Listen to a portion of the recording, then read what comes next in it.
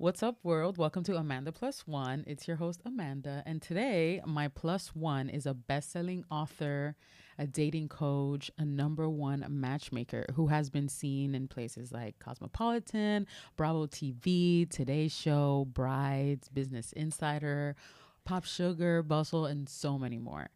Thalia Ouimet founded her high-end matchmaking agency 10 years ago after she quit her full-time job and fully betted on herself, moved to New York City, and started to do the damn thing. Like, what a boss. Hi, Thalia. Hello. Thank you so much for being here. Thank you for having me. Can you tell me a little bit of how you got into what you're doing now, like coaching through dating, like, and also starting your own agency and just your own business, becoming an entrepreneur? Like, what was it like for you to have that click in your head and say, you know what, I'm gonna go out there and do this on my own? Yeah, no, such a great question. How I got into matchmaking. So I actually got into it originally working for another agency to kind of test the waters. And then I said to myself, okay, I can do this better. So that's when I actually moved from Atlanta to New York City and I started my own at that point. So for any entrepreneur listening to this, I think best practice, work for someone else, understand the ropes of the industry, gain a little bit of understanding of like how it works in the business model, and then go out there and do it better. I love that. Mm-hmm. And what'd you study in school? In college? Actually, it's so irrelevant. I have an economics degree and another degree in public speaking. So Wow. That's Yeah. really good. If you want to get into matchmaking, no, I'm kidding. You cannot major in economics and then No. just get into it. That is so cool. I have a question for you. Like, I got a bunch of questions from my audience online, the group chat. Like, I was just like, guys, send me all your burning dating questions because I have an expert with me today and we're just going to get to it. But who's supposed to pay for the bill on the first date? Like, who's supposed to pay? Oh, such a controversial topic. The bill, I cover that, and I think it's like chapter 4. So I think that whoever covers the bill is the person who asks the person out. So if a man asks a woman out to dinner or to lunch or to brunch, whatever that is, that's the person picking up the check. Now, if it's the other way around, then the other person gets the check. Yeah, I love that. In your book, How to Attract the Right Guy, which I have right here, is bestseller on Amazon. Yes. That happened so fast. I was like, buy now. I usually add my stuff to cart, but I was like, buy now. I need this. I love how you say, like, you address the paying for the bill. And I love how you say, like, at the end, it gives the man an opportunity to get into his masculinity and say, I got it. And I love how you said, just like, put on a warm smile and just look at him and say, thank you for dinner, and then get back home later and text him and say, thank you again, and I had a great time. That, like, it really, like, helps seal, because you particularly say, like, it's all about making that moment feel warm and genuine. And I just really love that, because it's not just like, who's going to pay for the bill? Should I run and go to the bathroom and just have him take care of it? Like, it's supposed to be a beautiful moment. It is, because it allows the man to play his masculine role of wanting to protect and provide.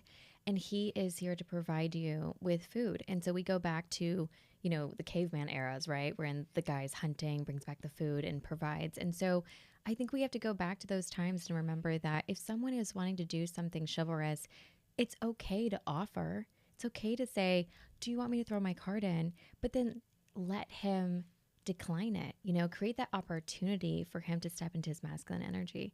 And so I had to add it in the book. I love how you start the book with the goddess routine. And it goes, the way you start, it's a bit like, if you want to get into dating, here's what it is. You got to be good within yourself. And you offer these 3 questions, which I love. I'm like, asked myself that question while I was reading these. I'm like, let me ask myself these. And one is, how am I feeling about myself? 1 to 10, 10 being very confident. How do I feel about my body? How do I feel about dating? And you suggest that if it's anything below 7, then maybe on any of those is to, like, do a little more work before, like, fully diving in, because of everything that comes from that. So can you talk a little bit about that? Yeah, of course. I call it the self-audit. And I created that routine and that self-audit because I feel like so many people come into the dating market and they're so empty and they don't even feel good about themselves, and they're out there trying to date. Dating is already so hard and complicated, and you constantly get an ego check because someone's not interested. And so going into the dating market, and feeling good about yourself, and then also feeling good about your body, feeling good about dating in general, feeling optimistic, you're most likely going to get better results than coming into it and you're already feeling at a 4, out of 10. And then someone says, I'm just not quite interested. And then you're feeling at a 2. And I'm like, no, no, no. Let's go into the dating market feeling good before we do this. Because, like I said, it's so hard. Dating in this modern age is not easy. I love that you've mentioned the things that have helped me personally find my person, which is like doing mirror work, looking in the mirror, saying affirmations, meditating, like, feeling good about yourself, doing things for you, because I feel like that's where it starts. Sure, we have like all of these traumas in the past, and especially with other relationships that we tend to unfortunately carry with us into the next one. Kind of blaming someone new for something someone old did, kind of thing, which kind of sucks. But I feel like that is helped by all of these things, like self-love, self-work. And do you suggest that to your clients? Do you find that some people are resistant towards doing self-work? Do they feel like I'm just supposed to have my person and that's it? So it's really funny because years ago, I took on this matchmaking client, and obviously I signed an NDA, so I can't tell you who he is, but high profile guy. And I told him, I said, after the consultation, I said to him, you are not ready to date, and I cannot take you on right now. However, if you do my coaching program for 3 months and we really do the work on yourself and we get to such a better place internally, then I will be happy to introduce you to your future wife. And he's happily married. And yes, Oh I my know, we're God. so happy for him. But he did the work. He did the inner work. He really, once a week on the phone, got on a coaching call with me. We did the stuff, worked on his confidence, worked on his self-esteem, and got him into such a better mindset so that when he was showing up on these dates, he's able to bring his A game. And it showed. It's so attractive to have a guy who's confident. It's attractive to sit across the room from a girl who's very confident in herself. And that's why in the book I talk about the self audit, because I have found it time and time again that people go on dates when they're feeling at their lowest. And I said to myself, I need to put something out into the world that will help better set people up in a way that for success. So that's why it's in the book. And do you mainly work with men or women, or is it like equal balance? I have multiple companies, but for coaching, as far as if you want to get better at coaching and have an expert kind of guide you through it, I work with men and women across the United States and Canada. Do you have a favorite? Do you like working with men more or women more? It's such a different experience. Yeah. I don't prefer one more than the other. I think what I really enjoy is when people want to lean in. When I can tell a client is saying, I'm going to leave my ego at the door and I'm going to be vulnerable. I'm going to express the things I know I need to work on. I'm going to lean in. Those are the clients that I really enjoy. And they're men and women. So, Yeah. And this book is kind of like a workbook. It's like a guide. So there is, you have a chapter and then you'll have the takeaway. And then after that, you'll have space for people to write and reflect on it. And you ask questions too. So this is a lot like what you do with coaching, like through your clients on the phone and working with. That was really helpful for this because I was reading through and asking myself these questions, and I'm not on the market, as people would say, but still, it was so helpful for other things, like trying not to self-sabotage myself, even in my relationship with different things, like I'm getting more serious in my relationship, just taking these huge steps. And every time I'm like, but is this sure? What if this ends, or what about death? Oh my God, we all die at some point. Like I think of just like all possible things. And then I'm like, everything's okay. The relationship is working well, and just be in it. And you're worthy of love, and you're worthy of the big things in life with someone else. for sure. And I also find it interesting that the things that we tend to resist, that we push away from, are actually the things that we need to get closer to. So, yeah, You just blew my that just hit mind. different, Yes, right? definitely. Because that's really it. I never thought about marriage and having the house with the kids and all these things. Not that I never thought of it, but I wasn't like I didn't always have like a scrapbook for my wedding day or anything like that. And now it's kind of like those things are happening, and there's like that little friction, little like restriction. But I should probably just let Well, go. But a lot of people actually feel that way. That was very honorable of you to just be vulnerable right now in this moment and express that, because I think there are a lot of women that do have this scrapbook, that dream about their wedding date. But then there's the other side where you do resist those things because you've heard a lot of divorce rates and you've heard all the other bad side of it. But when you find that right person, you just have to trust and you have to have faith that this can be a beautiful experience, and you only have one life to live. So you might as well do it. Just go big and have a beautiful Yes. wedding and celebrate you and the union that you and that person have. Yeah, that's so Hmm. true. So, something that was very common in all of these questions that I got from folks is, why is dating so awful, especially for women? Oh, I know. Okay, why is dating so awful in this modern day? So I think that Instagram, Snapchat, Facebook, all the social media outlets created what I like to call the paradox of choice. So now we have this situation where people think, okay, I can just replace her. I can just replace him. Mm. Because now we have so much access to everyone from across the world. It's not just I'm in a town and the people in my town is all I have access to. It's, oh, this girl can't come. Cool. I'll invite a girl that to St. Bart's that's in New York and I can fly her down to Miami and she'll come with me. There's this whole new culture where we just have too many options. But what we need to remember is that it is hard to find the right match, to truly find someone with the similar values, similar backgrounds. And so when you find a special connection and you guys are on the same page about the foundation, hang on to that, Mm. because that is the universe, that is God trying to provide you with a special gift. Yeah, there was a time before where there was no Tinder, there was Mm. no Raya, there was no Hinge, none of these things. Like, how do you think that has changed? The paradox of choice is what I'm realizing now. It's just like literally swiping left, swiping right, just deciding I like this guy and I don't, and I do. Like, how has that changed dating in a deeper way, in an individual way? So I'm actually a fan of dating apps. Okay. And I say that because not everyone can be social, right? Some people work crazy hours. Some people are consultants. They work 80-hour weeks. And some people are entrepreneurs and also work crazy hours. And I think it was a really cool way to leverage technology and be innovative in that way of having a place where everyone can come in and be single and find each other from the convenience of their home. Now, where things went wrong and where I think we still haven't quite figured it out is, how do we take out those people that are on there for the wrong reasons?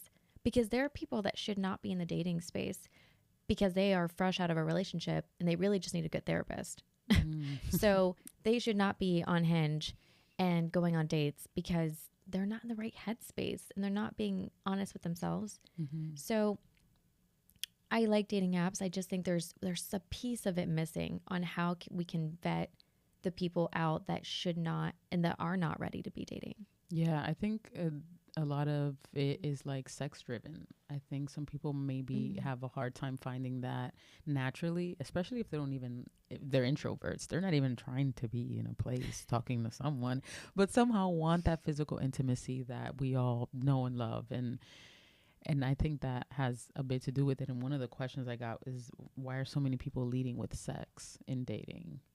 I have no answer to that because why are people leading with sex? I didn't know they were. In my world, people are looking for marriage and all Mm. the things, so I'm not sure. Oh, I love that. Actually, you know what? I just got this intuitive message where, hang on. Actually, people might be leading with sex because you're putting out the wrong energy. Mm. So, if you are leading with your body and you're putting all the goods out and you've got, hoey pics on Instagram, well, there you go. You're leading with sex. So that's what you're going to You do talk a lot get. about energy in your book and attracting what ultimately you put out. So I guess that's exactly what you mean. Yes. What you put out on your Instagram is your billboard. Think of it as your personal billboard. And if you are putting out hoey pics and you look like a hoochie mama, well, expect that type of energy to come back because that man on the other side of the screen is not thinking, oh, that's the girl I'm going to take home to my parents. No, Mm. he's thinking, that's the girl I want to bang tonight. I texted all of my friends who often talk to me about dating, and I'm like, hey, you have any burning questions? And one of them was like, yeah, where are all the good men? So where are they, Talia? Please tell us. Oh my God, so funny. Okay, where are the good men? Well, they're everywhere. There's so many great guys in Miami and New York and LA. The thing about it is that they're not necessarily the hunters at the bar. They're not on the prowl. Um, so I really recommend going to these housewarming parties. Like even when you're exhausted and you've had a long week, push yourself to go. If someone texts you last minute and says, "Hey, my friend's throwing a barbecue, you should come." That's such a better intimate setting to meet the right guy. The bars, I mean, sure, sometimes you'll meet a person there, but unlikely. I think more intimate settings are better. And also a steakhouse. I mean, and if you like sports and you want your man to like sports, maybe go to a sports bar. You have to think about like, who is your person? Like, are you a tennis player? Do you enjoy tennis? Well, then go play tennis. Go join a tennis tournament, because then you might meet someone with a similar interest and you guys share that same passion. So, but there are great guys out there. Yeah. How much does your type matter in dating? Like, women have types. Are we supposed to lean in towards that? Are we supposed to kind of like loosen the grip and say, let what come may what come, you know, whatever? I know exactly what you mean. So when it comes to type, I think that people need to be more open-minded. Okay. That would be my next book. There needs to be a conversation with yourself of, you know what, maybe what I painted in my mind my entire life isn't what the universe and God wanted me to be with. And I need to just be open to energies and true connection beyond just the six pack and the brown hair or the, 5'7" blonde, skinny runway model girl, like whatever that is. I think that there's an opportunity for people to just say, how about I just stay open? If there's even 5% of attraction, just giving it a chance to see if there's a soul connection, because attraction can grow. Yeah. That's how it happened for me. I was in a relationship for 11 years and then I was single for almost 6 years. And right when I felt so good, and I was like alone for those 6 years. Like, sure, I'd date people here and there, but nothing like serious. And so after that, I moved to a new city. I moved here to Miami from New York. And I was like, okay, I'm single. I'm here. I'm ready to like experience this new city and I don't need anything. Right there, boom. My soulmate comes right through and is nothing he is no one I would have ever imagined. And before that, I used to think like, what's my person gonna look like? What's my future husband gonna look like? And I try to like put a picture in my head, be it mannerisms or height or something. And I would have never imagined this man. And he is the one for me. So, and that's what stuck with me the most in reading after I read your book was that I was fine within myself. I didn't need a man. I didn't want to keep dating. And I also knew that I wanted something to be organic. Like I want to like bump into someone on the street and then my purse falls and then he's like, here you go. And then I'm like, thank you. And then, it's like, let's grab coffee. And then like, I wanted it to be that kind of organic. And I don't know, that just really stuck with me after reading your book because that's how it happened for me. I was fine within myself. I didn't need to look at anything. I remember I deleted Raya and I got off Hinge and I did Tinder for like 3 days and I was like, oh my God, I see what this place is. It's so different than the other dating apps. And that's how it happened for me. So I 100% agree with that. The type stuff, it got to go, oh, I want an athlete. Oh, I want a tall, dark, and handsome. Oh, got to be Dominican. Oh, it's got to be. The moment you let go of that, someone else comes through ready to literally sweep you off your feet and like blow your mind. And I can speak from experience on that. Absolutely. And in chapter 1, I talk about high caliber guy or high value man. And I talk about how, well, I don't want to give too much away from the book, but, creating a list of characteristics, like qualities in a man. So really releasing the gas pedal of the looks and more so, how about having someone that's loyal? Having someone that thinks you're funny, someone that can banter with you, someone that shows respect, someone that you can bring into any room and that has your back no matter what. Things like that. Someone maybe with faith, whatever that looks like for you. And I think the type is definitely setting a lot of people back. Actually, I have a good story for you. This is a good matchmaking story. So this is the ultimate matchmaking story of all time. This is still my favorite till this day. This is years ago. I was setting up one of my girlfriends with one of my clients, And she just refused to meet this guy. And I was like, why? She's like, oh, he doesn't have a six pack. And I'm like, are you serious? And he was, 6'4", really good looking, but didn't have a six pack, had a little bit of beer belly situation going on, but not much. And she just wasn't for it. Plot twist. So I convinced her that they had to meet. I was like, you don't have a choice at this point. You have to meet him. Like, I just feel it in my bones. This is your forever person. They're married with 2 kids. And they've never been more happy. They are each other's soulmates. And it took her to get out of her head about her ideal type for her to just give it one date. And that's all it took. They had one dinner and then they were attached to the hip for the rest of forever. And so I really think that it's important to get out of your own head and just be open. You never know.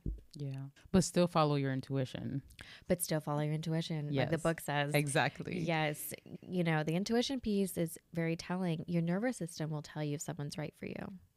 Okay, so another thing that came up a lot was ghosting. You probably get this question a lot. You probably get so much curiosity around ghosting. Like, what's up with this ghosting culture? Oh, the ghosting culture. I think that it's because of the paradox of choice where people are so replaceable constantly.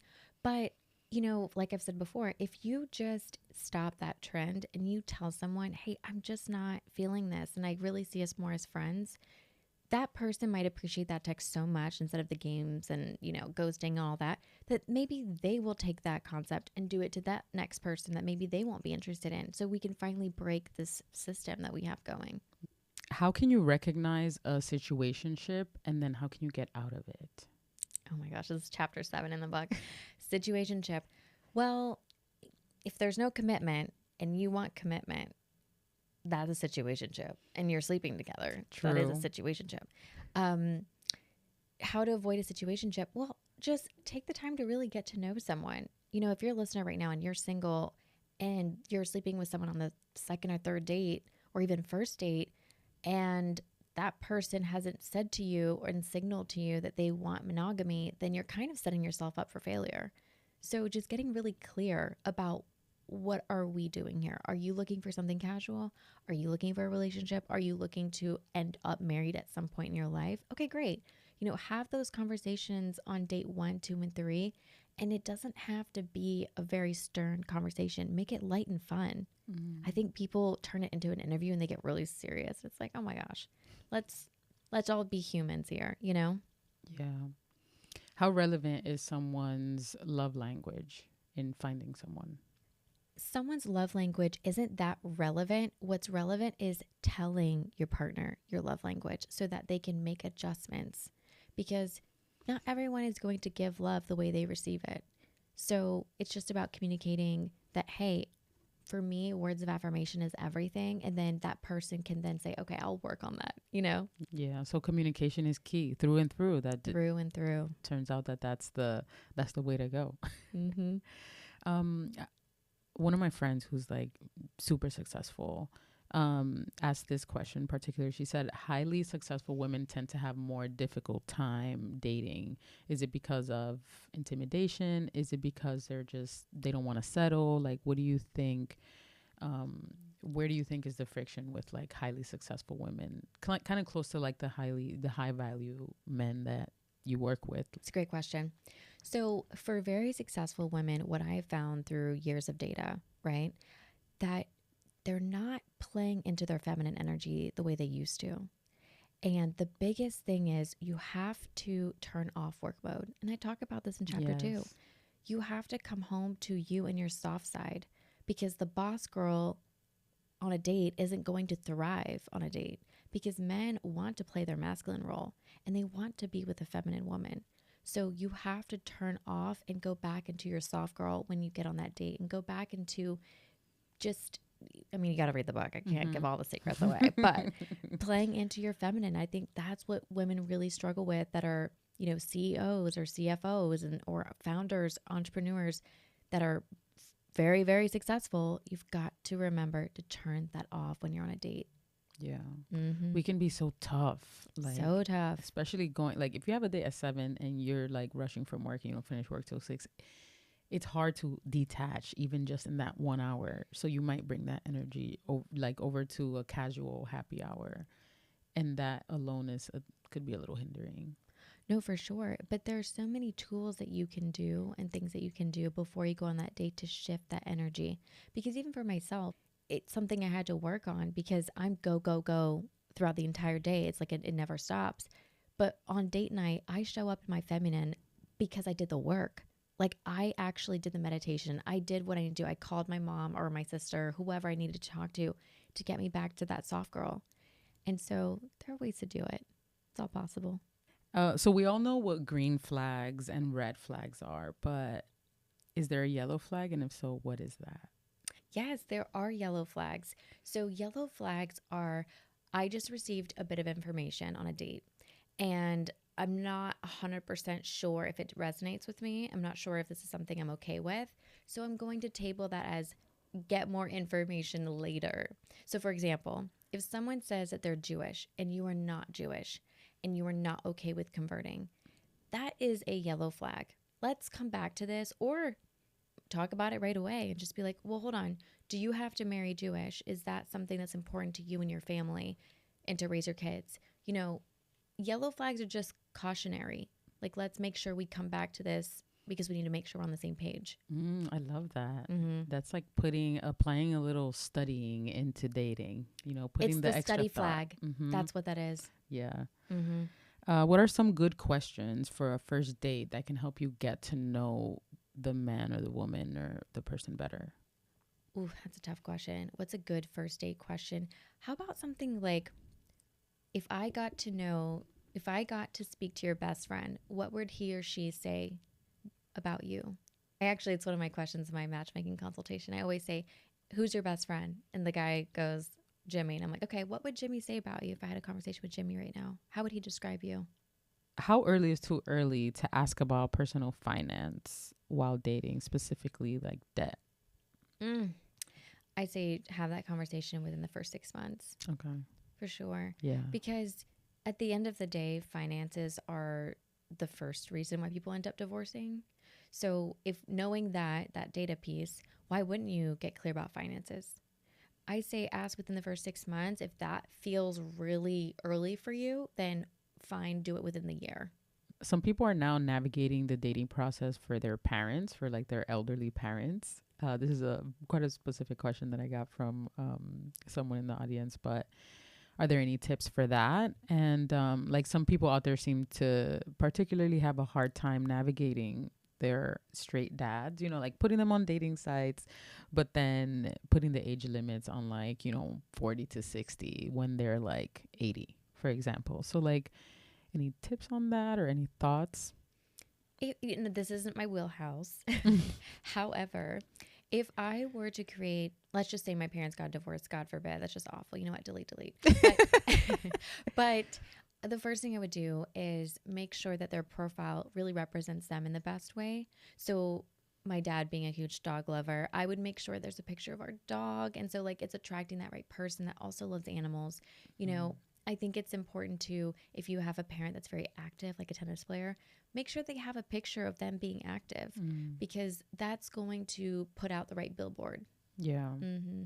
I have a friend who was the one that actually hooked me up with my current partner, and I have been trying to find her a boyfriend for a while. She's in her 60s, never been married, doesn't have any children, like believes deeply in like physical fitness, and like that's what she wants from a guy, ideally not married or separated, but like just fully divorced with like older kids. And I'm like, whoa, whoa, whoa, girl, these are so specific but also super helpful. So I've been on the lookout for her, and I feel like if we were to go into a dating site and see exactly what someone else is like, then maybe that would be helpful, rather than like you just said, rather than like what you want to be, or making your profile look attractive to other people.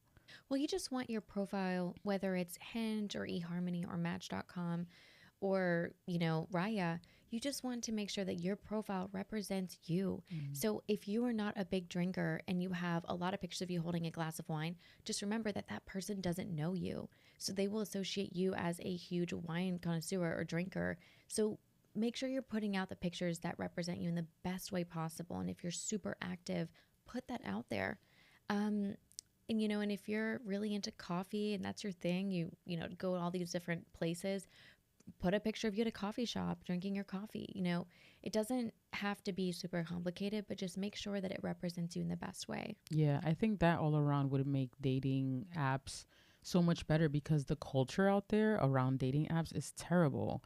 If it like so many articles about how dating has gone from, oh, maybe I can find somebody, to like, this is a cesspool. Like it's so stark, like the difference of like how it started to how it is now, and also just how everyone perceives it. Like there's way too many opinion pieces and stuff on like how bad it is. And I think it has to do a lot with what you said at the beginning of the conversation, which is people being on there for the wrong reason. So, Well, hold on. This is a good conversation because if we have a very negative outlook on dating and we think that all men are cheaters, all men are dogs, or the latter, if guys are like, oh, all girls are gold diggers in Miami, whatever, I've heard it all, you will continue to attract those things because it is called the law of attraction, ladies and gentlemen. Your thoughts are spells. So if you truly think that to your core that there are no good guys left in your city, I promise you will continue to meet the bad ones in your city. It's facts. So changing and rewiring your mindset and doing the affirmations in the morning or doing that self-talk of there are great guys in my city. I'm going to meet the best guys. I love dating. Whatever that looks like for you. And I promise you the first 2 weeks will seem strange because you're having to rewire your brain to think and believe that new system of thoughts. But it does work. I have seen it with clients that went from attracting the worst men in their city to attracting the highest caliber guys because they changed their mindset around it. wow. I feel like a lot of people get very excited when they're on apps and someone's like, okay, yes, Thursday at 7, let's go to this place. So now we're on a date, and what should I not do on this date or in getting ready for this date? Okay, so first date don'ts. Well, the first thing that came to mind was don't drink too much alcohol because there is a such thing as drunk chemistry and real chemistry. Because sometimes when people drink, they get really funny and they get really outgoing, but really they're not outgoing and they're actually like really timid. So just make sure that you have one drink, I mean, two max. And also because think about this. Think of it as a job interview. Would you want to be tipsy during a job interview or drunk during a job? No, because guess what you're going to do? You're going to say the wrong things and regret it later. So showing up as your authentic self and being sober or just having one drink in your system to kind of kill off the nerves, that is only going to help you practice discernment and figure out, is this person right for me? Is there a vibe? Or are we creating a vibe because we're drunk? Yeah. Pretty sure a lot of people out there are like, oh, man, why didn't Look, we've all gotten drunk on a date and said, okay, I overshared. Yes. Shouldn't have said that to a complete stranger that I've only known for 2 hours at dinner. Literally. So, Okay, so what else? So no over drinking. no over drinking and don't overshare. I think people forget that this is a complete stranger. And sensitive information should be kept for friends and family. And this person's not your friend yet. Remember, we haven't vetted them out yet. So keep it high level. It's okay to have an intimate moment and go deep with someone, but also just remember that they don't know you. You haven't built rapport with that person yet. So if you tell them the craziest thing you've ever done, they might actually take that crazy story and think that's you all the time. So just, I think, reel it in. It's a first date. Keep it high level. Just see if there's good energy, see if you're into them, but don't overshare. Yeah. And then lastly, I would say something I would never do on a first date is to talk about your ex, because you cannot build a romantic bond over discussing your ex. You can't. And guess what? That person across the table does not know your ex. So they can't be like, oh my God, I remember when Jimmy did that. I'm like, I don't know why I keep bringing up Jimmy. Who is Jimmy? I don't even know what Jimmy. Anyways, so no talking about exes. I love Just that. stay clear. Yeah. And what are the dudes, like the dudes on a first date? Like, do this works 100% of the time. This is going to help. And, just go for it. The do's on a first date, the first thing I want to say is just be authentic. Be yourself. If you are funny as all get out, show up and be funny. Don't hide that part of yourself.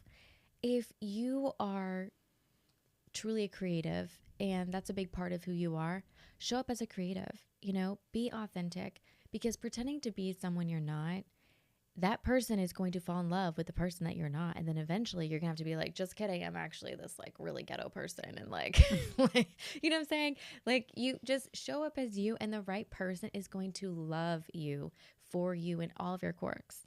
So be yourself. So be Don't yourself. hold back. Don't hold back on who you are. I mean, don't overshare, but Mm-hmm. also be your true self. And then the second thing I would say is be kind to wait staff. Do you know how many people won't give a second date because someone was rude to the waiters? Because think about it. If you think about long-term vision here and you want to have kids with this person, the way that you act at a dinner table and how you treat a wait staff is how your kids are going to treat a wait staff. And so people will dismiss people on date one for that. So being kind to the waiters is very important. What are your rules around like the phone at the table during a first date?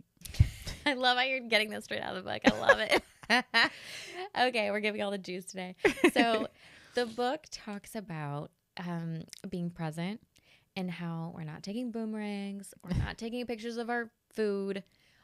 The date is meant for real connection. It's an opportunity for you to spend 1 to 3 hours with someone and just really bond and connect. So keep your phone away. If you have big meetings coming up and if you need to fire off emails before that date and say, hey, I'm going to be unavailable between 7:30 and 9 p.m., do so. But just make sure you're present. How do you go about a second date with someone? Like, let's say you had a good time and you enjoyed it, but maybe there's like a little stuck moment where maybe you want to take the initiative and kind of move along. Give me more details here. So is this the guy or the girl? Everything's so different. Let's say you're a girl and you're on a date and it went super well. You had a great time and you can't wait to see him again. Okay, no. Hold on. Remember, men chase, women attract. So let him come to you. If he doesn't text you wanting to do a third date, let him walk away. I see. So that's it. That's it. If he wanted to, he would. That is the mantra of the rest of 2024. If he wanted to, he would. Because it's so true. I mean, I've had a guy fly all the way from Paris to take me to dinner because he wanted to. And because he was like, you're my person. I have to end up with you and I have to go to dinner with you. So ladies, I'm telling you right now, if he wanted to, he would. I believe that. It's effort. It's all in the effort, right? And so what do you do, or what can you do if you do like somebody and they're not putting in the effort for it? Is it just leave, just forget it and like move along? Yes, match their efforts. Okay. Absolutely. Hold on. If a female is dating someone and a guy has pulled back, match his effort. I say mirror him, then you pull back. Just if he's leaning away from the situation, it's because he's chasing something else. And we don't need to create a situation where then you are chasing him while he's chasing another girl, because then you're really not winning. So match his efforts and mirror him. Yeah. And the right person will come. I mean, when you meet that right person, it's just so organic and it's easy. Yeah. I think you can speak to that with you and your man. Yeah. Oh, yeah, totally. It was easy. Yeah. It just flowed. Oh, my God. I didn't have to do too much at all. What I had to do was my own self-work. Like internally, I did keep sabotaging it because, again, he wasn't like my direct type or anything that I had dated before. And I was like, oh, what if this is going to be for a little bit? I hate dating for like a little bit or just to see or just for fun. Like, I've never done that. And it's not bad. It works for people. Like, I know someone at my gym who dates for content because she's going to make a TV show one day. So like she'll date Lord, someone and then just kind of get that experience and go, it's pretty creative, on her end. And, I like it. So people date for different reasons. And if you do that, it's fine. But I think for me, it's just a waste of a lot of energy if it's not going anywhere. Unless you establish things. Like, I used to date this younger guy. He was 24, I think, and I was 31 or 32. So he was young. He was in school and super smart. And we both knew it wasn't going anywhere. So we knew what we had. We just had a physical connection, and communication was great. I actually learned a lot about communication and dating because of him.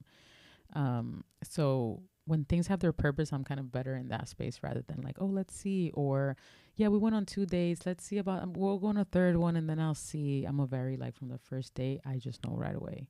Have you ever heard of people coming into your life for a reason, whether it's for a moment, whether it's for a season, or whether it's for a year, or whether it's for forever? And sometimes you meet someone and you guys have a romance and it's not very long, but that person came into your life to teach you something. Like for you, it was to teach you about communication and about opening up.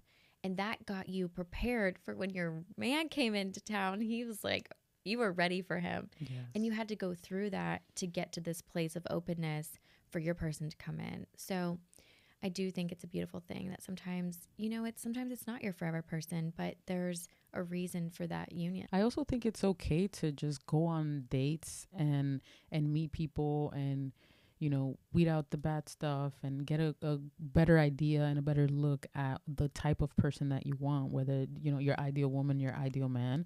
Like it's not, I think dating could be frustrating because it's like, oh, that date was not good, or he was talking about his ex, or he picked up his phone too much, or he stood me up, or I found out he had someone else. Like all of these things, these disastrous things that happened with dating is, if you see it as like it's okay to date, you're kind of maybe getting closer to what you want, and you'll be dating a lot less, months from now, because you'll already be able to read some things from I think it's all a learning, a learning experience, but it's tough when you're ready to really like be with someone and get to know them, and then these like little silly things are still happening while you're dating.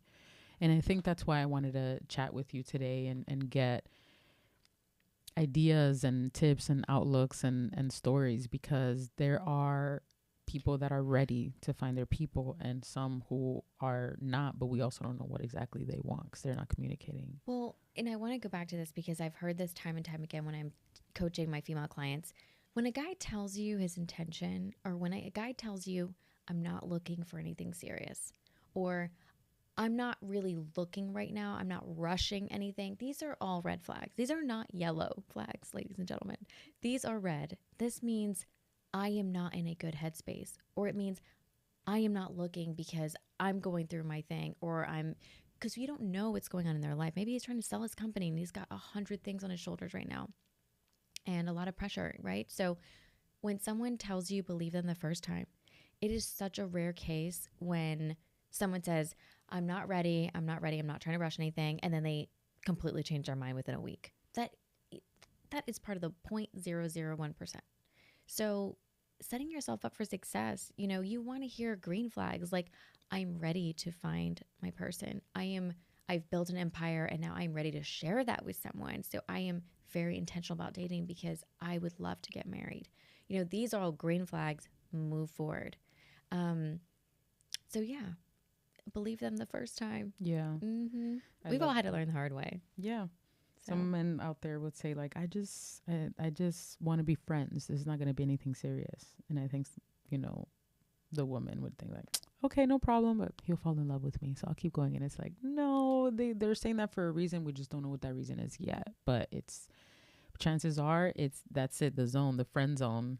That's officially what it is, or the friends and benefits zone, or whatever. Like we're officially gonna kind of keep it there, and they communicated what they wanted, and it's good to pay attention to that.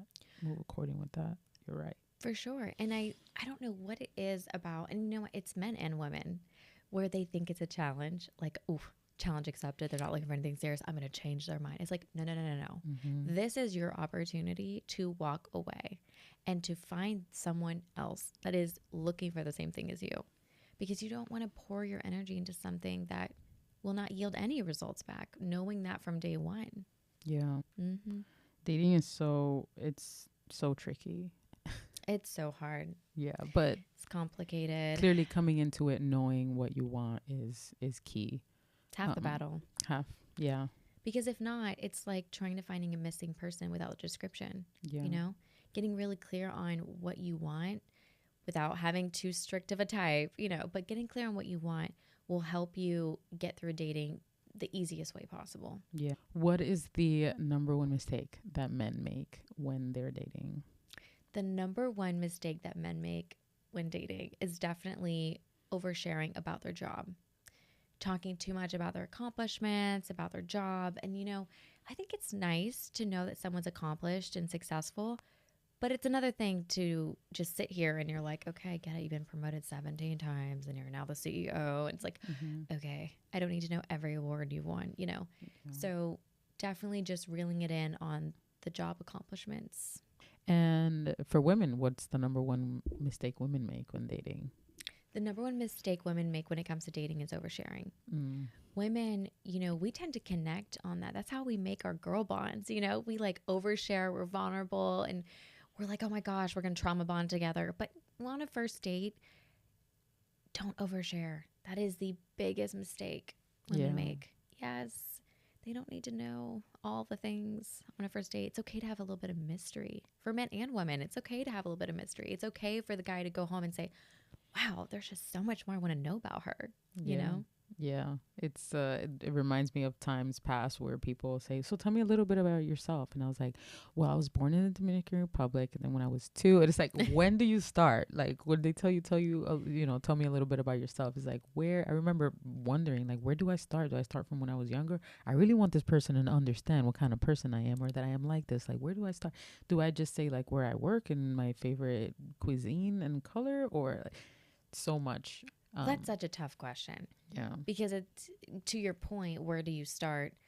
And as a professional, if someone asked me, like if I was single and someone said, well, Talia, tell me a little bit about yourself, and I'm on a first date, I would probably start right where I was my authentic self and where I really came into who I am. I love that. Mm-hmm.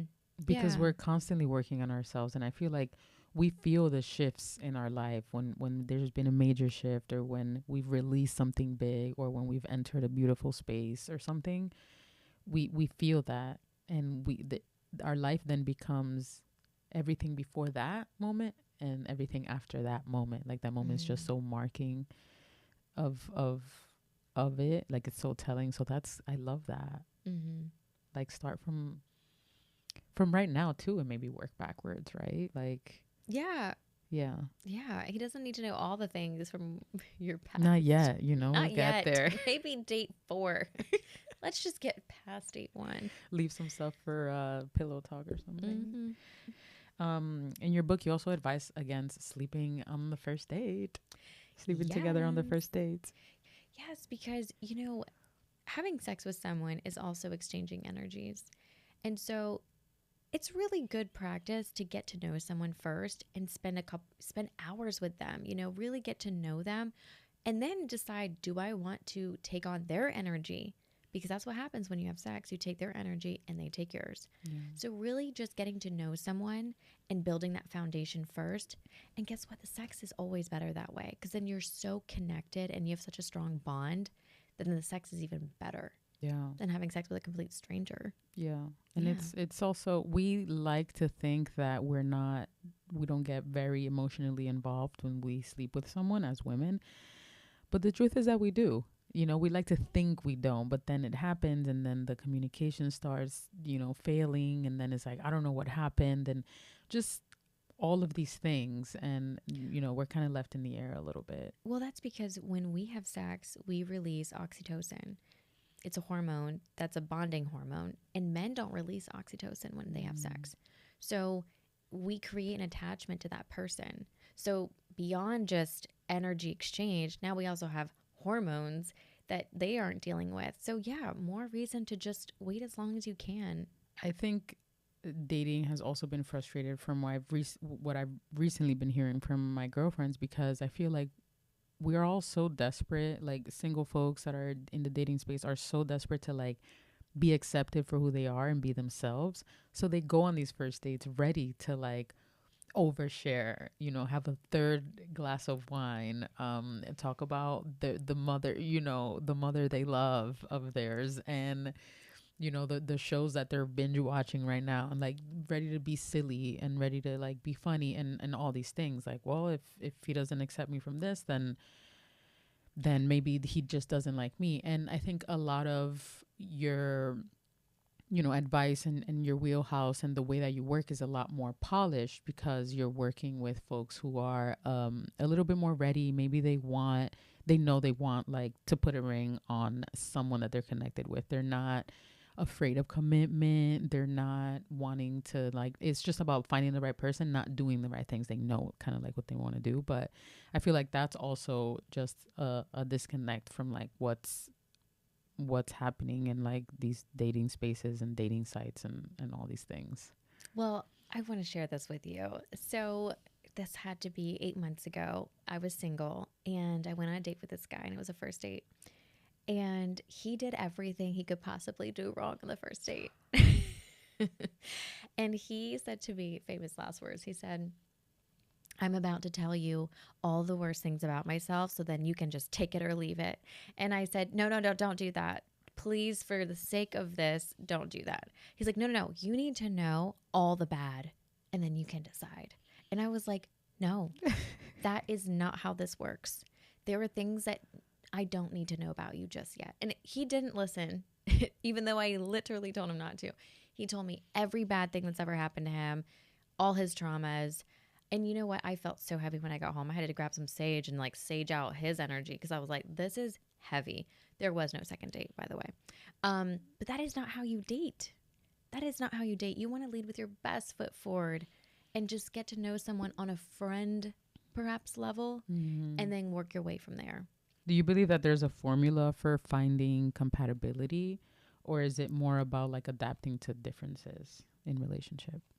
There is a little bit of a formula, but we don't want to get too crazy with it. But definitely having the same values is so important. You know, if you value family time and you value quality time, you value being a good person, you want to meet someone that feels the same way, Yeah. you know? So I think the formula would just be like meeting someone that values the same things as you do. For example, health. I would never matchmake someone that treats their body like a garbage disposal with someone who meal preps and is super keen about eating healthy and wellness and goes to the gym and cold plunge. I'm not, that's lifestyle differences where their values are just very different. So you definitely want to make sure you pick someone that values the same things. Any other extra advice for women, single women out there dating, or single men out there dating who are ready to find their person? I think I want to leave it on a mantra. Whatever is meant for me will not be withheld from me. And I want you to say that every day. Whatever is meant for me will not be withheld from me, because at the end of the day, whoever you're meant to be with will find you and you guys will work out. Yes. I love that. Thank you so much for being here. Oh, thank you for having me. This was great. Congratulations on this amazing book. Oh, I read it in one sit down because I'm like, okay, like tell me everything. I want to know so that when my friends hit me up, I can be like, well, this is what she said, or like send these books to them. So you can get this on Amazon, right now? Yes, or my Instagram, because I have the link. Okay, cool. Where can we find you on Instagram? It's just my first and last name, Thalia Ouimet. Here we go. Link in bio. Bye. Heart me.